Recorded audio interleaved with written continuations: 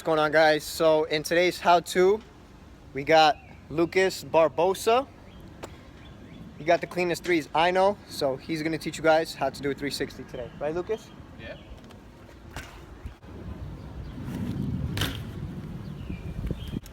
Alright guys, so there's like a couple of crucial steps before you actually do a 360. First, you want to learn how to do a 180 first. That's like the crucial part. You don't really need to learn how to do half cabs, you at least need to learn how to do 180s. Because I did a 360 before I really had perfected my like half cabs. Alright, so when you're carving on threes, how I first started doing them, I started carving just like how I would do like a 180. And then I noticed that like my threes weren't consistent enough, so I started carving a little tiny bit more. So when I carve for a 180, I go like maybe that much. Okay. When I go for a 360, I'll go a little bit more angled. Okay. And I usually do pure hop, like before, like I'll stop once I'm stop.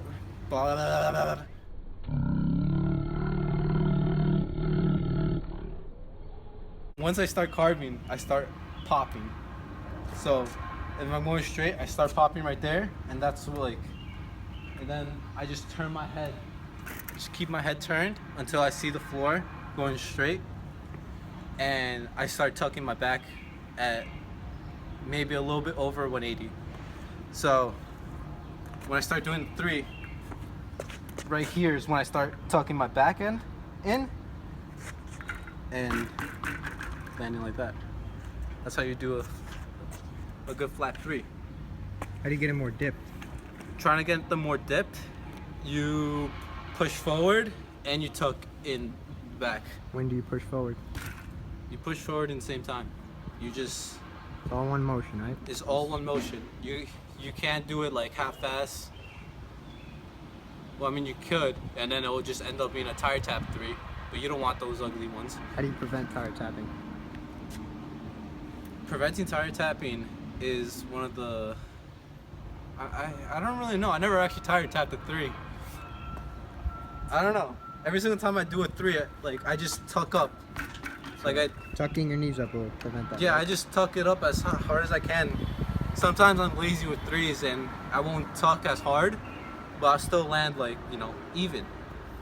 When I really want dip threes, I tuck like really hard up, and I'll tuck it until I actually hit my ass with the seat.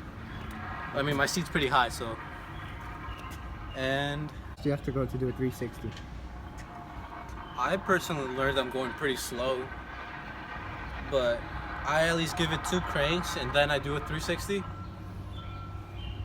But I could do it faster and things like that. It's just 2 cranks is where I'm really comfortable at doing threes, whenever. So, I mean, What's the best way to learn a flat three? Bank or flyout? What do you it's recommend? a flat three. Wouldn't it be flat? I know, but I'm saying if somebody didn't know how to 360, where would they first take it? Oh, learning 360s, where to learn them? Yeah. I personally learned them flat. I was never able to do them on a flyout. I don't know why. On a flyout, but everyone's different. Yeah, everyone's different.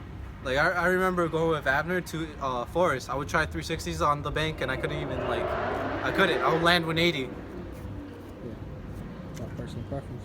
Yeah, it's all personal preference. But now I could do it. Now Any more tips? Any last tips?